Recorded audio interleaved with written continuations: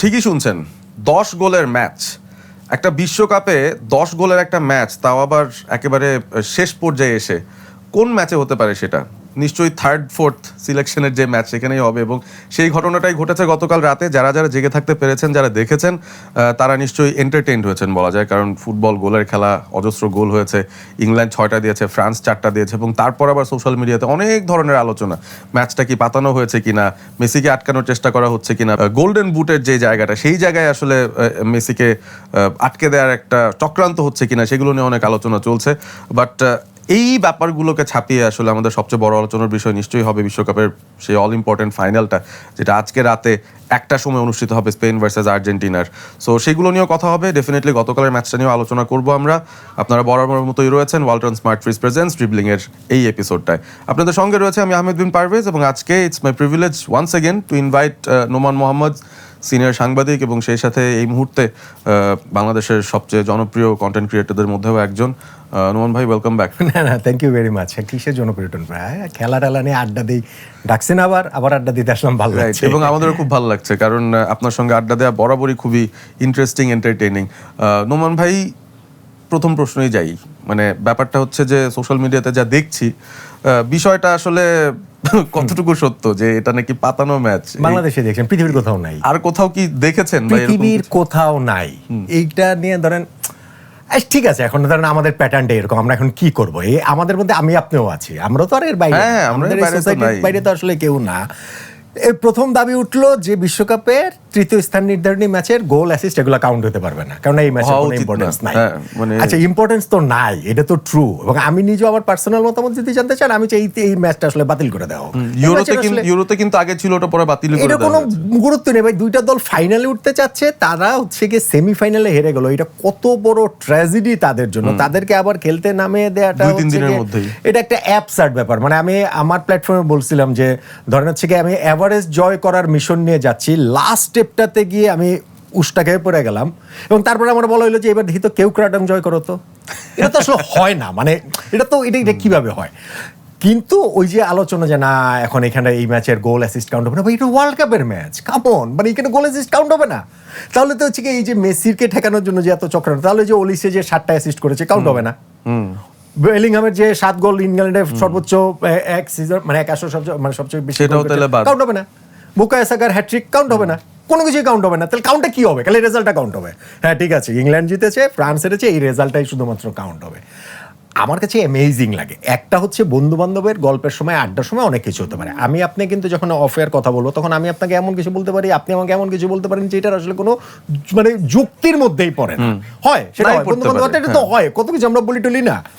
কিন্তু এটার রীতিমতো একটা সোশ্যাল মিডিয়া ক্যাম্পেইন হয়ে যাচ্ছে, হয়ে গিয়েছিল যে না এই ম্যাচ, মানে আমার তো ধারণা তৃতীয় স্থান নির্ধারণী ম্যাচটার আগে যদি আমরা আর সপ্তাহখানেক সময় পাইতাম, তাহলে ফিফার কাছে স্মারকলিপি টেপে চলে যেত যে এই ম্যাচের কোনো কিছু যেন কাউন্ট না করা হয়। আমার কাছে যেটা আপনি শুরুটা করেছেন সেটা খুব ইম্পর্টেন্ট। আমার কাছে মনে হয়েছে ম্যাচটা খুবই এন্টারটেইনিং ম্যাচ হয়েছে, সুপার ম্যাচ হয়েছে। এটাকে আমি থ্রিলার বলতে পারবো না, যেহেতু এটার কোনো গুরুত্ব নাই, কিন্তু এই ওয়ার্ল্ড কাপের সবচেয়ে এন্টারটেইনিং ম্যাচগুলোর একটা, এবং সেই এন্টারটেইনমেন্টটা হচ্ছে গিয়ে ফুটবলের বা যে কোনো স্পোর্টসের বেসিক এন্টারটেইনমেন্ট, আনন্দ। আমাদের অনেক রকম এন্টারটেইনমেন্ট কিন্তু আছে, আমরা অনেক উদাহরণ, এই ওয়ার্ল্ড কাপে আমার কাছে best match England versus Mexico, সেটা ভিন্ন কারণে, মানে ম্যাচের যে পরিস্থিতি, রেড কার্ড খাওয়া, অল্টিটিউড, ইংল্যান্ডের যেইভাবে হচ্ছে গিয়ে তারা করেছে সবকিছু মিলিয়ে। কিন্তু আপনি পিওর যে এন্টারটেইনমেন্ট ভ্যালু, ফুটবল খেলার জন্য ছোটবেলায় মানুষ কেন শুরু করে, আমরা আমাদের বাচ্চারা ধরেন কেন ফুটবল খেলে, গোল দিতে চাই, গোল ঠেকানোটাও কিন্তু ফুটবলের অংশ। কিন্তু মূল জিনিসটা কি? মূল জিনিস আপনার দিকে কেউ যদি একটা বল দেয়, প্রথম কাজ হচ্ছে গিয়ে লাথি মারা, কারো কিন্তু প্রথম কাজ হয় না সেটা হাত দিয়ে ধরা, সো গোলকিপার বা ডিফেন্ডারের মতো বলটা রাখা, তা তো না। সো ওই পিওর যে এন্টারটেইনমেন্টের একবারে শেকড়টাতে যাওয়ার এই জিনিসটা আমরা আসলে পেয়েছি। ইনফ্যাক্ট আমার কাছে এই ম্যাচটার আগে আমি এক্সপেক্ট করেছিলাম যে এরকম কিছু হাই স্কোরিং কিছু, যেহেতু এখানে মানে কারো কোনো কিছু হারানোর নাই। সো সেই জায়গাটা থেকে ম্যাচটা খুব ভালো হয়েছে। কিলিয়ান এমবাপ্পে খুব ভালো করেছেন। এখন যদি সেটা পাতানো ম্যাচ হয়, আমার কাছে আরেকটা জিনিস আছে, সেটা হচ্ছে গিয়ে এই এতদিন ধরে শুনলাম যে ফিফা ষড়যন্ত্র করেছে আর্জেন্টিনার জন্য বিশ্বকাপ জিতে, আর্জেন্টিনার পক্ষে রেফারি দিয়েছে, আর্জেন্টিনার পক্ষে ট্রাভেল স্কেজুয়াল তৈরি করেছে, আর্জেন্টিনার পক্ষে সূচি তৈরি করেছে, আর্জেন্টিনার পক্ষে পর্তুগালের রানার্স আপ বানায় দিচ্ছে, তারপর আরো যা যা করার অল অফ এ সাডেন এখন থেকে আর্জেন্টিনার বিপক্ষে চলে গেল, মেসির বিপক্ষে চলে গেল। সো ওই সেম ফ্যানটাই কিন্তু দুই রকম কথা বলতেছে। আমি তাদের ফ্যান সত্তা, ফ্যানটা তো এরকমই হবে, অনেক রকম অনেক কিছু করবেই, সেই পাগলামির জায়গাটা তো থাকবেই, কিন্তু এন্ড অফ দ্য ডে যে আমাদের সেই রেসপেক্টটাও দিতে হবে। আমাদের রেসপেক্ট দিতে হবে যে কিলিয়ান এমবাপ্পে নামের একজন ফুটবলার যিনি 3টা ওয়ার্ল্ড কাপে, তার বয়স 27 বছর, 22টা গোল করে ফেলেছেন। এটা আসলে অ্যামেজিং। আমরা এই ফুটবলারটাকে যদি আমরা এনজয় করতে না পারি, আপনি যেই দলের সাপোর্টার হন, আপনি আর্জেন্টিনার হন, ব্রাজিলের হন, স্পেনের, যেই দলের হন, তাইলে আসলে এটা হইল না আর কি। এন্ড অফ দ্য ডে যে আসলে হইল না, ওই জায়গাটাতে আমাদেরকে মনে হয় যে প্রত্যেকে আরেকটু যদি আমরা অন্যভাবে ওইভাবে যদি চিন্তা করি, তাহলে ফুটবলটা আমাদের জন্য উপভোগ্য হবে। আমি জাস্ট শুধু এখানে আরেকটা লাইন একটু অ্যাড করতে চাই। ধরেন সেম সিচুয়েশনটা যদি রিভার্স হতো তাহলে কি হতো? ধরেন আর্জেন্টিনা সেমিফাইনালে হেরে গেছে, লিওনেল মেসির গোল্ডেন বুট জয়ের চান্স আছে, তখন আর্জেন্টিনা তৃতীয় চতুর্থ স্থান নির্ধারণী ম্যাচে, এই সেম মানুষগুলো কি বলতেন যে না এই ম্যাচটার কোনো গুরুত্ব নাই, এই ম্যাচের গোল বাতিল করে দেওয়া হোক, বা এরকম রেজাল্ট হলে 6-4 হলে বলা হতো ম্যাচ পাতানো? বলতাম না তো, আমরা বলতাম না। তো তাহলে আমরা এখন কেন বলবো? কি কারণে বলবো? কেন আমরা নিজেদেরকে বঞ্চিত করবো? এতে ফিফার কিছু যায় আসে না, ইংল্যান্ডেরও কিছু যায়, কিলিয়ান এমবাপ্পেরও কিছু যায় আসে না, কিন্তু নিজেরা যে নিজেদেরকে বঞ্চিত করি যে শুধুমাত্র আমার রাইভালরি বা আমার টিমের ওইটার জন্য, সেইটা টু সাম এক্সটেন্ট কিছুটা একটু মানে খেলাধুলার যে ফান পার্টটা আছে সেই জায়গা থেকে একটু স্যাড পার্টের জায়গাটাতে আসলে এখানে চলে আসে। না অবশ্যই, এবং এই থার্ড প্লেস ম্যাচটার মধ্যেও আসলে ফুটবলীয় জায়গা থেকেও এত কিছু দেখার ছিল, এত কিছু বোঝার ছিল। দেশমের এক্সপ্রেশন দেখে বোঝা যাচ্ছে যে তিনি খুবই বিরক্ত। তার ক্যারিয়ারের শেষ ম্যাচটা তিনি আসলে চাইছেন না এরকম কিছু হোক, কিন্তু একটা পর্যায়ে তিনি তার ডাগআউটে বসে আছেন, উঠছেনই না, এতটা বিরক্ত। ফার্স্ট হাফের 4-0, মানে ইংল্যান্ডের ফিনিশিং দারুণ ছিল, কোনো সন্দেহ নাই, বাট সালিবাকে ছাড়া ফ্রান্সেরও যে ডিফেন্সটা একেবারেই খুবই অন্যরকম হয়ে যায়। উপমেকানো না থাকলে কি হয় সেটা একটা চাক্ষুষ প্রমাণ আমরা দেখলাম। জায়ার এমেরি অ্যাটাকিং মাইন্ডেড একজন প্লেয়ার, তাকে র্যাবিওর সাথে একটা লিঙ্ক আপ করে দেওয়া হলো পিভটে। প্রচুর ফ্লজ ফ্রান্সের এই অ্যাপ্রোচটার মধ্যেই ছিল, বাট আমার কাছে যেটা মনে হয় যে দুই টিমই আসলে ডিফেন্সিভ চিন্তা ভাবনা করেই নাই, তারা শুধু অ্যাটাক করতে গিয়েছে। ইউ অ্যাটাক উই অ্যাটাক, এটাই অনেকটা বাস্কেটবল গেমের মতো হচ্ছিল, যে যতবার অ্যাটাকে যাচ্ছে মনে হচ্ছে গোল হতে পারে। ইংল্যান্ড সফল হয়েছিল ফার্স্ট হাফে, ফ্রান্স সফল হয়নি, বাট সেকেন্ড হাফে তারাও গোল পাওয়া শুরু করেছে। So that was the pattern আমার কাছে মনে হলো। আমার কাছেও আরেকটা জিনিস আমার কাছে যেটা মনে হয় সেটা হচ্ছে যে কিলিয়ান এমবাপ্পে লোভী। আমি এই জিনিসটাও দেখেছি, সে প্রচন্ড রকম লোভী। কেন লোভী? কেননা সে গোল্ডেন বুটের জন্য খেলছে, এই ম্যাচে তো কোনো গুরুত্ব নাই। কেন হ্যারিকেনকে তো খেলায় নাই, হ্যারিকেন তো খেলে নাই, জুড বেলিংহাম শেষে নামছে, কিন্তু ওরা তো লোভী না। আচ্ছা ভাই, কিলিয়ান এমবাপ্পে লোভী হলে অসুবিধা কি? সে লোভী, আমি ধরে নিলাম সে লোভী, সে গোল্ডেন বুটটা তার লোভ, সে জিততে চায় এবং তার টিম ওরকম একটা অ্যাটমসফিয়ার ক্রিয়েট করতে চায় যে না ঠিক আছে, যে বল পেলে তাকেই দেওয়া হবে, সেই যেন বেশি গোল করতে পারে, সেই চেষ্টার জায়গাটা থাকে। প্রবলেমটা কোথায় সেখানটাতে? এখানটা তো আমি তো এই লোকের কোনো সমস্যা দেখতে পাচ্ছি না। এমন যদি হতো যে না এইটার কারণে টিম হ্যাম্পার হচ্ছে, ধরেন আমি একজন ডিফেন্ডারকে দিয়ে গোল করানোর চেষ্টা করছি, তাহলে আমি একটা বুঝতাম যে না এটা তো টিমের সাথে গেল না। কিলিয়ান এমবাপ্পে, সো এই লোকটাতে সমস্যার জায়গাটা কোথায়? আমি এইটাও আমার বোধের জায়গা নাই, কিন্তু ঠিক আছে, সমর্থক আমরা নানান পাগলামি তো গত 39 দিন ধরে দেখেছি, এবং এই পাগলামিগুলো এক অর্থে আবার মানে অন্যভাবে দেখলে মজাও লাগে। ঠিক আছে ভাই, আমরা তো আর ধরেন আমাদের ডোমেস্টিক ফুটবল নিয়ে আমরা তো আর সেরকম করতে পারি না, ইউরোপিয়ান ফুটবল নিয়ে হয়, কিন্তু সেইটা আবার ঠিক এইরকম মানে চায়ের দোকানে, হাটে, মাঠে ঘাটে, সেটা আমি আপনি করতে পারি, অনেকে তাদের সার্কেলে করে, বার্সা, রিয়াল, ইউনাইটেড সিটি, মানে ওইটা একটা জায়গায় থাকে। কিন্তু এই যে আমাদের মোটামুটি বাংলাদেশে 20 কোটি মানুষের মধ্যে সিরিয়াসলি 15 কোটি মানুষ যে ইনভলভ হয়ে থাকে, একেবারে ইনভলভ, এইটা আসলে অ্যামেজিং। তো সেইখানে সমর্থকটা বলুক, যে যেরকম বলুক, একটা ইয়ে করুক, সেটারও মজা আছে। আপনি যেহেতু এই কনটেক্সটাই আনলেন যে বাংলাদেশে কোন দলের সমর্থক বেশি, আর্জেন্টিনা ডেফিনেটলি এই মুহূর্তে সবচেয়ে বেশি, অন্তত আওয়াজ দিচ্ছেন সবচেয়ে বেশি, সেই জায়গাটা আমরা বলতে পারি। আর্জেন্টিনা স্পেনের ফাইনাল, এবং অনেকে এটাকে একটা ফ্রেন্ডশিপ ব্যাটেল বলছেন, অনেকে বলছেন বার্সা ভার্সেস বার্সা, অনেকে বলছেন বার্সা ভার্সেস অ্যাথলেটিকো মাদ্রিদ। এই ধরনের অনেক নোশন আসছে, বাট একটা নোশন সেভাবে আসছে না, সেটা হচ্ছে যে আসলে এটা একটা কোনো rivalry, it's not a rivalry. বিষয়টা হচ্ছে খুব বন্ধুত্বপূর্ণ দুটো টিম, মানে দুই টিমের প্লেয়ার্স, কনটেক্সট, কালচার, ল্যাঙ্গুয়েজ যাই বলি না কেন, একটা সিমিলারিটি প্রচুর আছে, এবং স্পেশালি লিওনেল মেসিকে কেন্দ্র করেই এই বিষয়টা আছে, বার্সেলোনাকে কেন্দ্র করে একটা বিষয় আছে। তো এগুলার কারণেই এই ম্যাচটার হাইপটা অন্যরকম। সো অনেকে বলছেন যে ফুটবলের নাকি আলটিমেট সৌন্দর্যের জায়গাটা এই ম্যাচের মাধ্যমে আসবে।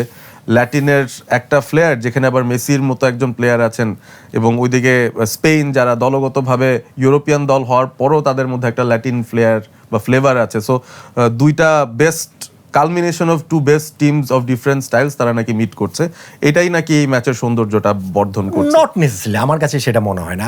এখনকার ফুটবলটা যেই জায়গাটাতে চলে গেছে আপনি খুব একেবারে ডিফাইন করতে পারবেন না। ইনফ্যাক্ট আপনি এই স্পেনকেও বলতে পারবেন না যে একেবারে টিকি টাকার স্পেন। ইনফ্যাক্ট এই আপনি আর্জেন্টিনাকেও আপনি কোনো একটা জায়গা দিয়ে আপনি ডিফাইন করতে পারবেন না যে ছোট ছোট পাস খেলছে আর্জেন্টিনা ফুটবলে যেটা হয় আর কি, তারপরে কুইক 3-4টা পাস খেলে তারা অপোনেন্টকে ওপেন করে দেয়। আপনি নট নেসেসারিলি এই টিমটার মধ্যে সেটা সবসময় যে দেখবেন তা কিন্তু না, বিষয়টা কিন্তু এরকম না। সো আপনি ওভারঅলও যদি আপনি চিন্তা করেন ব্রাজিলের ফুটবলে সাম্বা আসলে কোথায় আছে? ইংল্যান্ডের ফুটবলে আপনি সারা জীবন দেখেছি ওই যে full back, long ball, cross আছে।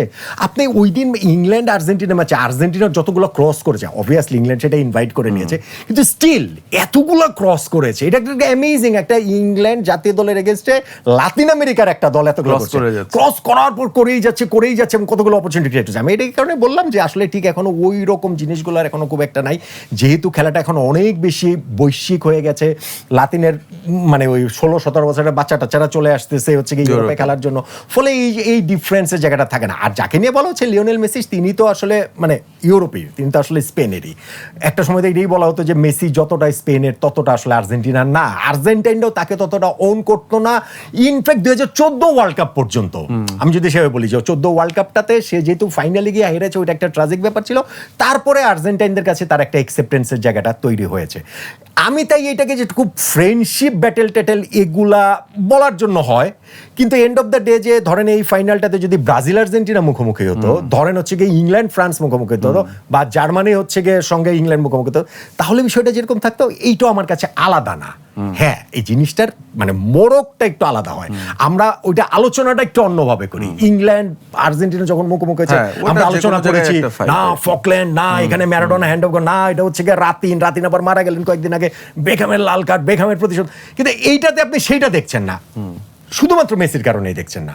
আর যেহেতু এই দুইটা দেশের মধ্যে আসলে ঠিক সেই অর্থে ফুটবল রাইভালরির জায়গাটা আসলে কোথায় তৈরি হবে, মেসি বরং সেটাতে একটা সেতুবন্ধের জায়গা তৈরি করছেন। কিন্তু প্রিপারেশনের জায়গা বলেন, ম্যাচ প্রিপারেশন, এবং যখন ম্যাচটা শুরু হবে তারপরে দুই দলের কোচ যতই গুরু শিষ্য হোক, ইয়ামাল এবং মেসি যতই ধরেন স্পিরিচুয়াল গুরু শিষ্য হোক, একে ম্যাটার করে না। এবং সেখানে প্রত্যেকটা দুইটা দলই আসলে তাদের 100%-এর বেশি দিয়ে চেষ্টা করবে। আর্জেন্টিনা 4 বছর আগে বিশ্বকাপ জিতেছে বলে এইবার তারা মানে না জিতলেও চলে, ফাইনালের আগে এই ভাবনার সুযোগ নাই। আবার ধরেন স্পেনের এই দলের সামনে তো আগামী 3টা বিশ্বকাপ পড়ে আছে, ফলে এবার না জিতলেও কিছু নেই ভাই। এটা যখন ওয়ান অফ ম্যাচ, এটা যখন ফাইনাল, তখন হিসাব একটাই, জিততে হবে, এবং সেইভাবেই দুইটা দল নামবে। ওয়েল, এই কনটেক্সটে আমরা যদি চিন্তা করি, অনেকে আসলে বলছেন যে স্পেন যে ধরনের ফুটবল খেলেছে সেটা তাদেরকে আসলে ওই মাত্র একটা গোল কনসিড করতে হেল্প করেছে, তাদের ডিফেন্সিভ স্ট্রাকচারটাকে ঠিক রাখতে হেল্প করেছে উইদাউট বিইং ভেরি ডিফেন্সিভ। মানে ইনফ্যাক্ট আমরা যদি পর্তুগালের ম্যাচে যাই, সেখানে তারা পর্তুগালের মিডফিল্ডে যথেষ্ট সম্মান জানিয়ে তারপর কিন্তু তাদের খেলার ছকটাকে অন্যরকমভাবে বেঁধেছিল। ফ্রান্সের সাথে তারা খুব হাই রিস্ক একটা স্ট্র্যাটেজিতে গিয়ে হাই লাইনে খেলে ফ্রান্সকে অফসাইডের ট্র্যাপে ফেলে তাদের গতিটাকেই তাদের অপোনেন্ট বানিয়ে তারপর কিন্তু স্পেন ম্যাচটা সুন্দর করে বের করেছে। সো তাদেরও আসলে বেশ কিছু ওয়ে আছে to play against different teams. এই ফাইনালটাতে আর্জেন্টিনা পড়ছে ভেরি আনপ্রেডিক্টেবল আমার কাছে মনে হয়, কারণ আর্জেন্টিনাও এক ম্যাচে দেখা যায় যে তাদেরও ভিন্ন ভিন্ন কনটেক্সট থেকে ভিন্ন ভিন্ন জায়গা থেকে অপশন আসছে, বাট ডেফিনেটলি সবার মাঝখানে মেসি। এই স্পেন টিমটার এগেইনস্টে নাকি আর্জেন্টিনা ফুটবল খেলে জিততে পারবে না, তাদের নাকি একটু ফিজিক্যাল হতে হবে, তাদের নাকি স্পেনকে একটু ডিসরাপ্ট করতে হবে, তাইলেই নাকি জেতার চান্স আছে। মানে এই রকম কোন নোশন কি আছে? এটাকে যদি আপনি নেগেটিভলি দেখেন একরকম, কিন্তু আর্জেন্টিনা ফুটবলের প্যাটার্নটা কিন্তু এরকম। আর্জেন্টিনা ফুটবল, আপনি ইংল্যান্ডের সঙ্গে ম্যাচটা দেখেন, আর্জেন্টিনা তো সেটাই চেষ্টা করেছে, ইনিশিয়েটটা করেছে, এটা মানে করে, কারণ লাতিন স্পেশালি আর্জেন্টাইন তারা হচ্ছে গিয়ে প্রতিপক্ষের সঙ্গে ওই বডি কন্ট্যাক্টে যাবে, লাল কার্ড হবে, রেফারিকে প্রেসার ক্রিয়েট করবে, ওইটা ওদের বেস্টটা বের করে আনে। সো এদের খেলার প্যাটার্ন, এটা জাতিগতভাবেই তাদের এই মানে ওই ফুটবলের প্যাটার্নটাই এরকম। এইটার সঙ্গে স্পেনের সাথে যে তারা এইটা ছাড়া জিততে পারবে না, অথবা এইটা কইরেই তাদের জিততে হবে, আমার কাছে সেই জিনিসটা আসলে মনে হয় না। আর্জেন্টিনার যেটা আমার কাছে এই ওয়ার্ল্ড কাপে অ্যামেজিং লেগেছে, অনেকগুলো অ্যাসপেক্টও রয়েছে, যেমন ধরেন লাস্ট মোমেন্টে গোল দেয়া, আপনি এইটা কোনোভাবে রিলেট করতে পারবেন না। একটা দল যারা গত ওয়ার্ল্ড কাপের 17 জনকে রিটেইন করেছে, মোটামুটি একটা বৃদ্ধ দল, সেই দলটা ম্যাচ যত গড়াবে তত তাদের আরো বৃদ্ধ হয়ে যাওয়ার কথা, যদি আপনি সেভাবে বলেন, ক্লান্ত শ্রান্ত হয়ে যাওয়ার কথা। তারা ওই সময় ওই এনার্জিটা কোত্থেকে পায়?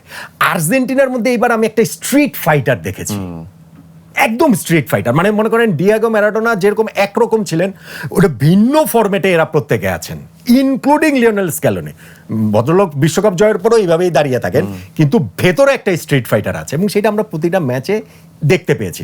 এখন স্পেনের সঙ্গে তারা ওইটা যদি করতে পারে, যেটা তাদের ওইটা ডিসরাপ্ট করতে পারলে এটা তাদের জন্য সুবিধা হবে। এটা তো আসলে স্ট্র্যাটেজির অংশ।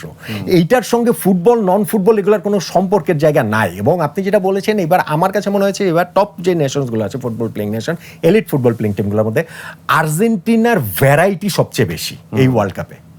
আর্জেন্টিনা সবচেয়ে বেশি ভিন্ন ভিন্নভাবে খেলেছে।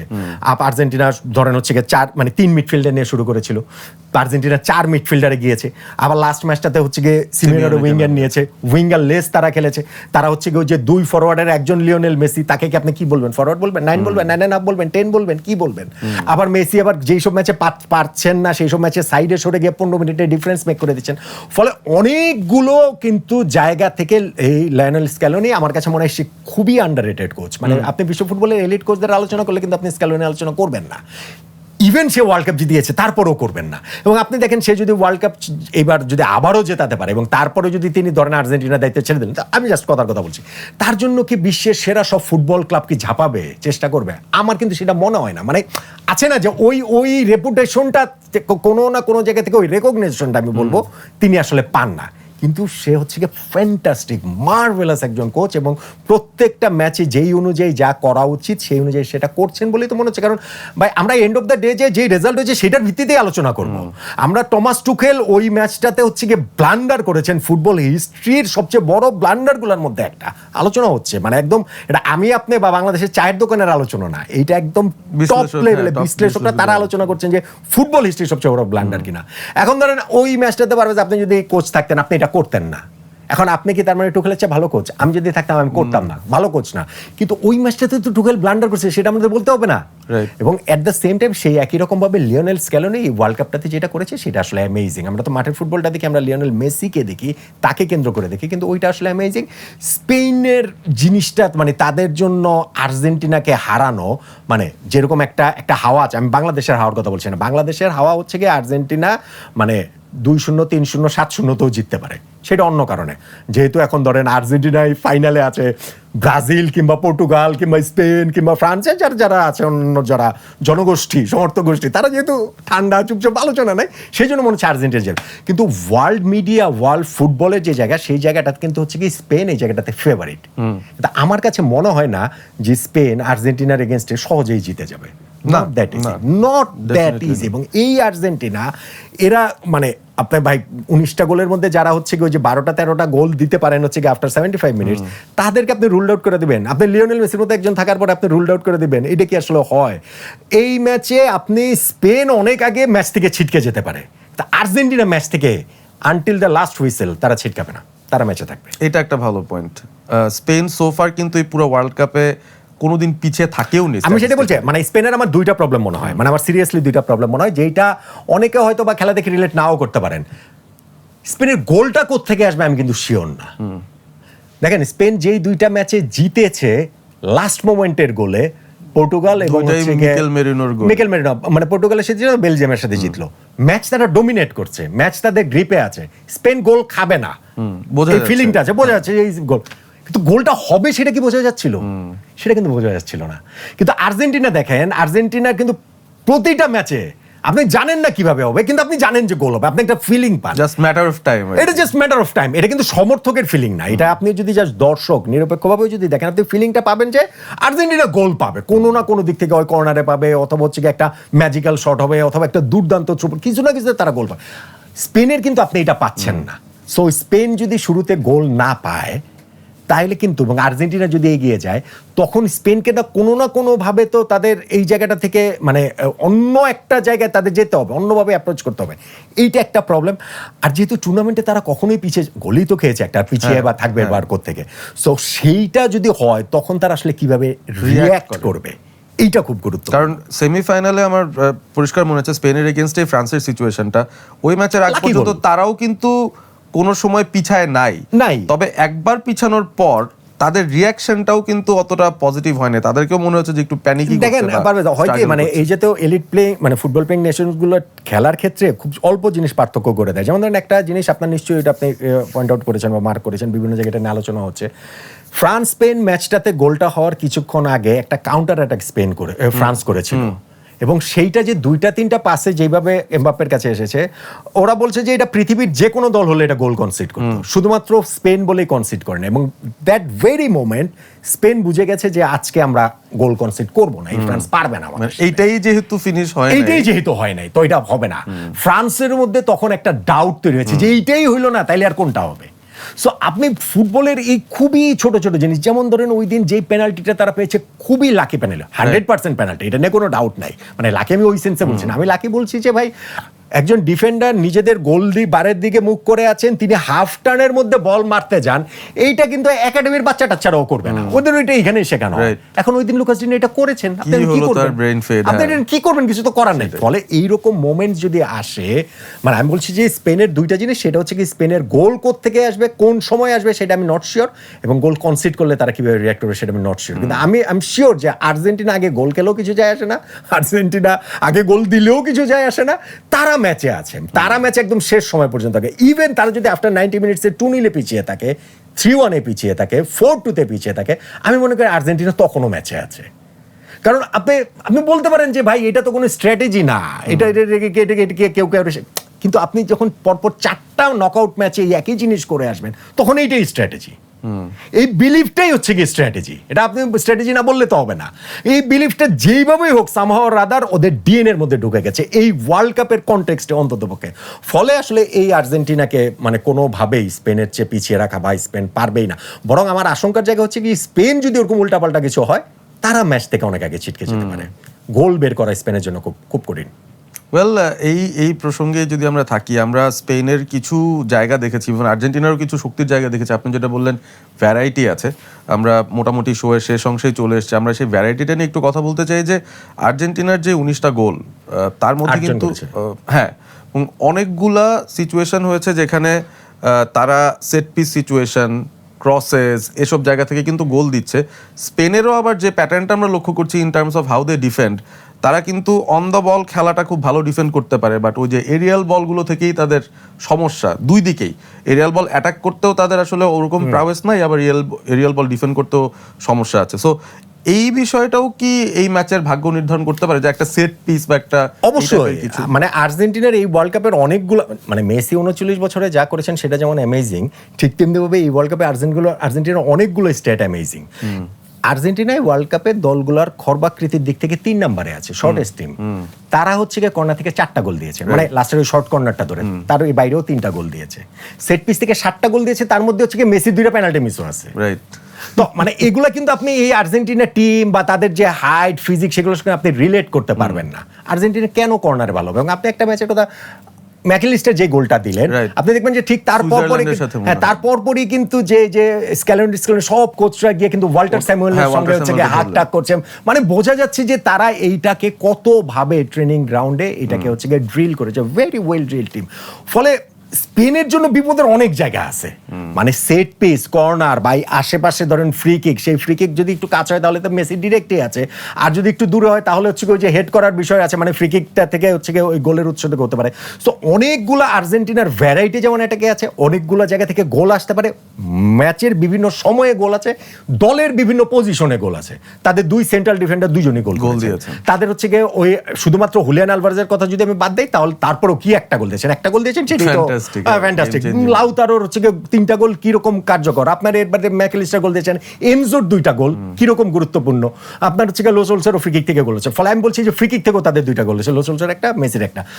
এই এত কিছু আসলে স্পেন সামাল দিবেটা কিভাবে? সামাল দেওয়ার তাদের একটাই তরিকা, সেটা হচ্ছে বল পায়ে রাখা, অ্যানাকোন্ডা গ্রিপ। তারা যদি ওই বলটা পায়ে রাখতে পারে, এবং আজকের ম্যাচটাতে না, সকল ম্যাচেই তো তাই, সত্যিকার অর্থেই রদ্রি সবচেয়ে ইম্পর্টেন্ট প্লেয়ার 2 দল মিলিয়ে। মানে আমি ইনক্লুডিং মেসিকেও বললাম, মেসি ছাড়াও আর্জেন্টিনা জিততে পারে, কিন্তু রদ্রি যদি রদ্রির মতো না খেলে স্পেন জিততে পারবে না, প্রশ্নই ওঠে না। কারণ রদ্রির রোলটা ডিফেন্সের সামনে শুধু শিল্ড করা না, মেসি যে এলাকাটাতে রোম করে সেই এলাকাটা গার্ড দেয়া, মেসির পাসিং লেনটা বন্ধ করে দেয়া, যেটা আসলে খুব ভিজিবল না, মানে আমরা অত ওইভাবে দেখতে পাবো না, ট্রায়াঙ্গল গুলাতে হচ্ছে গিয়ে সবসময় গিয়ে একটা মানে একটা অপশন থাকা, নেক্সট একটা অপশন থাকা, সো সবকিছু মিলিয়ে এই ওয়ার্ল্ড কাপটা তার ফ্যান্টাস্টিক কাটছে সত্যিকার অর্থে। ব্যালন ডিওর উইনিং ফরমেশন, এখন শেষটা তিনি ভালো করতে পারেন কিনা সেটা, আর লামিন ইয়ামাল তো আছেন, ইয়ামাল ভার্সেস মেসি, সেইটাও তো একটা মানে নিয়তি নির্ধারিত একটা ব্যাপার মনে হয়। সেই ছবি, সেই 19 বছর পর আবার বিশ্বকাপের মঞ্চে তারা, খুবই খুবই ফ্যাসিনেটিং একটা ম্যাচ হবে সেটা আসলে এক্সপেক্ট আমি করছি। এবং আমি অবভিয়াসলি 6-4 মতো তো আর হবে না, কিন্তু আমি কোনো KGF যে না ঠিক আছে দুই জলটা ক্যান্সেল আউট করে দিচ্ছে, ওইটাও আসলে হবে না। আমি বেশ ভালো একটা রোমান্টিক একটা মানে ফুটবল ম্যাচ, যেটা নিয়ে আমরা অনেকদিন গল্প করতে পারবো, যেই ম্যাচের মধ্যে অনেক সৌন্দর্য থাকবে, অনেকগুলো মোমেন্টস থাকবে, সেই রকম একটা ফাইনালে আসলে এক্সপেক্ট করছি। এখন 2022 ফাইনালের পর ওইটাকে ছাড়িয়ে যাওয়া তো আর সম্ভব না, মানে সবকিছু মিলে, বাট স্টিল ভিন্নভাবে ভিন্ন ধারার একটা খুব মানে দুর্দান্ত ফাইনালের এক্সপেকটেশনে আছে। তো এক্সপেকটেশন যেহেতু করছেন, আমরা আমাদের দর্শকদের জন্য আসলে একটা প্রেডিকশন সবসময় নিই আমাদের গেস্টদের কাছ থেকে। রেজাল্টটা আপনি কিরকম এক্সপেক্ট করছেন? নর্মাল টাইমে শেষ হবে কিনা, এবং তারপর উইনার কে হবে সেটা তো ফাইনাল প্রশ্ন। নর্মাল টাইমেই আমার ধারণা এই ম্যাচ শেষ হবে।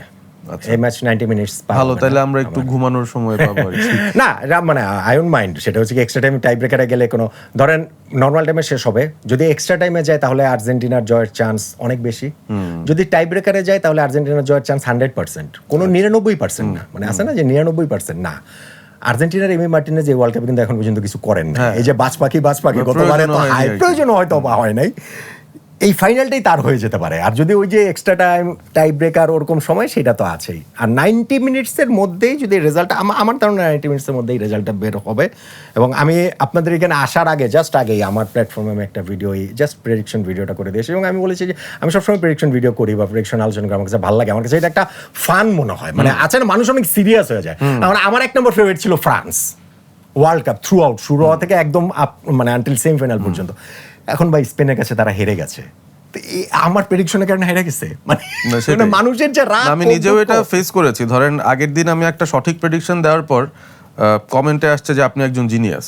পরের দিন আমরা প্রেডিকশন যখন মিলে নাই, তখন ঠিক তার উল্টা কমেন্ট আসছে। ঠিক আছে, মানুষের তো সেটা সেই জায়গাটাতে থাকবে, সেটা করুক। তো আমার প্রেডিকশন হচ্ছে যে এই ফাইনালটা প্রেডিকশন করাটা খুব কঠিন, খুবই খুবই কঠিন। এবং সেটা শুধু বলার জন্য বলা না, আমরা তো আর আলোচনা খুবই অল্প আলোচনাই করলাম, কিন্তু ধরেন আমরা গত 3 দিন 4 দিন, আমি শিওর আপনিও তাই আমিও তাই, আমরা এখানে যারা আছি স্পোর্টস ফলো করি, আমরা তো পৃথিবীর কোনো কিছু বাজা করে রাখতে বাকি নেই, এবং সবকিছু করে আরো আউলে গেছি যে আসলে মানে কোনটা কিভাবে। আমার প্রেডিকশন হচ্ছে গিয়ে 50.5 49.5, মানে আমার প্ল্যাটফর্মে আমি সেটা বলে আসছি যে 51-49ও না, 50.5 49.5। 50.5 কার পক্ষে? স্পেনের পক্ষে। আচ্ছা, এটাই একটুখানি আসলে এগিয়ে আছে আমার কাছে মনে হয় যে স্পেন এই ম্যাচটা সামহাও রাদার। কিন্তু আমি কিন্তু আজকে ধরেন আপনার সঙ্গে এই আলোচনার মধ্যে বেশিরভাগ সময় স্পেনের যে ফ্লজ বা তাদের আসলে কোন কোন জায়গায় তারা ঝামেলায় পড়তে পারে সেগুলো নিয়ে আলোচনা করেছি। কিন্তু আমার কাছে মনে হয় যে কোথাও না কোথাও থেকে, এটা তো আর গায়েবী কোনো কিছু না, তারা তাদের ফুটবল, লুইস দে লা ফুয়েন্তের যে ফুটবল, লামিন ইয়ামাল রয়েছেন যেই টিমের যে স্ট্রাকচার, এবং ফ্রান্সের সঙ্গে তাদের ফ্রান্সের মতো ম্যাচ খেলা কোনো সম্ভব না। মানে ফ্রান্সের সঙ্গে তারা টু পারফেক্ট হয়ে গেছে, টু পারফেক্ট, মানে দি পারফেক্ট ম্যাচ এই ওয়ার্ল্ড কাপে যে কোনো টিমের কাছ থেকে, দি পারফেক্ট টিম পারফরমেন্স ইনফ্যাক্ট ওই ম্যাচটা সেটা খেলা সম্ভব না। কিন্তু আমার কাছে মনে হয় যে স্পেন একটা ওয়ে আউট তারা বের করে নেবে, কিন্তু আর্জেন্টিনা আসলে ছাড়বে না। আর আমি আপনার সাথে আলোচনায় বললাম বটে যে মেসি না খেললেও আর্জেন্টিনা আসলে শিরোপা জিততে পারে, তা তো পারেই। তাদের দলে এত এত ক্লাস প্লেয়ার রয়েছেন, এবং তারা প্রত্যেকেই যে কোনো মানে যখন প্রয়োজনে, সেটা হুলিয়ান বলেন, সেটা এনজো বলেন, সেটা লাউতারো বলেন, প্রত্যেকেই ওইটা কন্ট্রিবিউটটা করছেন। কিন্তু স্টিল আমার কাছে স্টিল এই 39 বছর বয়সে লিওনেল মেসিকে আমার কাছে মনে হয় যে আর্জেন্টিনা বিশ্বকাপ জিতলে, ওই যে আমি 1% যে পার্থক্যটা রেখেছি, সেই 1%-এর পার্থক্যটা লিওনেল মেসি গুছিয়ে দিতে পারেন, তিনিই পারেন। এবং কেউ যদি পারেন সেটা লিওনেল মেসি, নইলে আমি আসলে স্পেনের হাতে বিশ্বকাপ দেখছি। খুবই খুবই আসলে ওই যে যেটা বললাম, অল্প narrow margin, very narrow margin. Obviously খুবই টাইট একটা সিচুয়েশন এখানে, আসলে প্রেডিক্ট করাটা খুবই খুবই ডিফিকাল্ট। আমরা একটু আগে দেখছিলাম ইএ স্পোর্টসেরও একটা প্রেডিকশন, তারা গত 4 বিশ্বকাপ ওয়ার্ল্ড কাপ যারা উইনার রয়েছেন তাদেরটা কারেক্ট প্রেডিকশন দিয়েছেন, এবং তারা এবার ওয়ার্ল্ড কাপ শুরুর আগে প্রেডিক্ট করেছিলেন যে স্পেন নাকি চ্যাম্পিয়ন হবে। তো দুঃখের ব্যাপার হবে অবভিয়াসলি যারা আর্জেন্টাইন ফ্যান্স আছেন তাদের জন্য, যদি রিয়ালিটিতে তা হয়। বাট যে টিমে আসলেই মেসি আছেন, যে টিমটার স্ট্রিট ফাইটার স্পিরিট আছে, যে টিমটার স্ক্যালোনি আছেন, যিনি দলটাকে আসলে অন্য একটা মোল্ডেই তৈরি করে নিয়ে এসেছেন, ভেরি ভেরি ডিফিকাল্ট টাস্ক হবে। আমি জাস্ট শুধু হচ্ছে 30টা সেকেন্ড একটু সময় জি, আপনাদের অবশ্যই, কাছে নিয়ে অবশ্যই। সেটা বলেছি। সেটা হচ্ছে কি যে আমি দর্শকদের কাছ থেকে আমি অনুরোধ করছি, একেবারে করজোরে অনুরোধ করছি, আজকের ম্যাচে আর্জেন্টিনা জিতুক হারুক, মানে আর্জেন্টিনাকে কেন্দ্র করেই তো কেউ জিনিসটাকে এমন কোনো পর্যায়ে নিয়ে যায় না যেইটা হচ্ছে কি আমাদের প্রত্যেকের ক্ষতির কারণ হয়, আমাদের সবার ক্ষতির কারণ হয়, আপনার আশেপাশের মানুষদের ক্ষতির কারণ হয়। কারণ এই ওয়ার্ল্ড কাপ কেন্দ্রিক সহিংসতায় আমি আরো 10-15 দিন আগে সংসদে দেখেছি আমাদের ক্রীড়ামন্ত্রী বলেছেন 10 জন মানুষ মারা গিয়েছেন। চিন্তা করেন তো কত এটা serious একটা এই ওয়ার্ল্ড কাপে আর্জেন্টিনা জিতলে সমর্থকরা তুমুল উল্লাস করবেন, তুমুল উৎসব করবেন। ব্রাজিল, পর্তুগাল, ফ্রান্স, অন্যান্য যেসব স্পেন, তাদের সমর্থকদের মন খারাপ থাকবে, ঠিক আছে, ব্যান্টার হবে, খোঁচাখুচি হবে, সবই ঠিক আছে, কিন্তু সেটা যেন মাত্রা না ছাড়ে। At the same time Argentina যদি হেরে যায় তাহলেও জিনিসটা যেন এমন পর্যায়ে না চায় যে না আমি এতদিন পর যারা যারা বাদ পড়ে গিয়েছিল তারা এসে ঝাঁপিয়ে পড়লাম বা আর্জেন্টিনা রিয়াক্ট করলো। So and of the day গিয়ে আমরা ফুটবল বা স্পোর্টসের যে এই যে জায়গাটা, হ্যাঁ, আমরা যে আনন্দের যে জায়গাটা, সেই জায়গাটুকুর দিকে থাকে আমি খুব আতঙ্ক নিয়ে, আশঙ্কা নিয়ে আসলে কথাগুলো বলছি। মানে স্পেন জিতুক বা হারুক, মানে মূলত তো আর্জেন্টিনার কেন্দ্রে কি। সো এই জায়গাটাতে প্লিজ সবাই মিলে একটুখানি আমরা যদি একটু মানে প্রত্যেকের জায়গা থেকে ওই রেসপন্সিবিলিটির জায়গাটা যেন আমরা আসলে দেখাই। ম্যাচের রেজাল্ট যেটাই হোক না কেন, লাইফ গোজ অন। আর্জেন্টিনা যদি শিরোপা জিতে দুর্দান্ত, ফ্যাসিনেটিং। লিওনেল মেসিতে আরো একটা বিষয়, যদি না জিতে পরের বার আবার জিতবে, আছে তো, সামনে তো সময় আছে। At the same time spend যদি জিতে খুবই ভালো কথা। আর্জেন্টিনার এত এরকম একটা তাদের হিস্ট্রির বেস্ট টিমটাকে হারিয়ে তারা শিরোপা জিতেছে, আর যদি না জিতে তাহলে লামিন ইয়ামালদের সামনে আরো সুযোগ আছে। সো এটা nothing is bigger than our life, মানে it's not the end of the world, not the end of the world. So ওই জিনিসটা একটু সবাইকে আমি মাথায় রাখার একটু মানে অনুরোধটাই করে গেলাম। অনেক অনেক ধন্যবাদ নোমান মোহাম্মদ, এবং এই নোটেই আমরা আসলে আজকের পর্বটা শেষ করতে যাচ্ছি। Walton smart fridge presence dribbling এর আজকের এপিসোডটা শেষ করছি। এটাই হয়তো শেষ নয়, আরও একটা এপিসোড হয়তো থাকবে, এবং সেটাই হবে হয়তো এই পুরো ওয়ার্ল্ড কাপের সিজন ফিনালে। সেটার অপেক্ষায় থাকবেন, এবং অবশ্যই ভালো থাকবেন সবাই, খেলাটা এনজয় করবেন, মানে খুব বেশি স্ট্রেস নিয়েন না, ভালো থাকবেন।